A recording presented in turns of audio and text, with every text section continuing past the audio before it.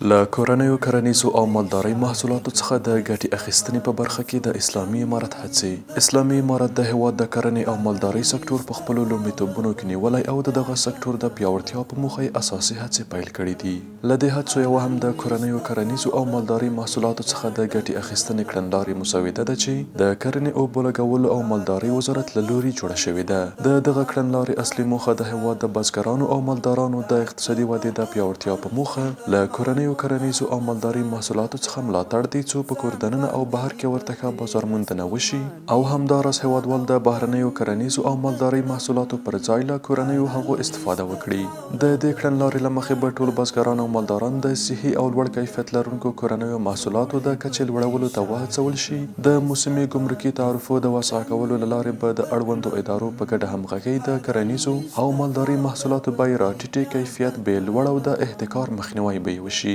له کورنیو کرنیزو او مالدارۍ محصولاتو څخه د ملاتړ یاده کړنلاره د اقتصادي کمیسیون په نوبتي غونډه کې چې د ریاست الوزرا اقتصادي مرستیال محترم ملا عبدالغني برادر اخوند په مشرۍ جوړه شوې وه، تایید او د نهایي تصمیم نیونې په موخه د ریاست الوزرا عالي مقام ته واستول شوه. د دغه کړنلارې له تطبیق سره سم به په لومړي سر کې د ملي دفاع او کورنیو چارو وزارتونه، د استخباراتو لوی ریاست او ورپسې ټولې امارتي ادارې او هیوادوال د خپلو اړتیاوو د پوره کولو پر مهال یادو محصولاتو ته لومړیتوب ورکوي. په دې سره به په هیواد کې له کورنیو تولیداتو څخه د ګټې اخیستنې کلتور پلی او پر مټ به د اقتصادي ودې ترڅنګ اقتصادي او سیاسي خپلواکي رامنځته، خلکو ته به د کار زمینه برابره، د تولیدونکو له لوري به نوښتونه رامنځته او ملي شتمني به ورسره زیاته شي.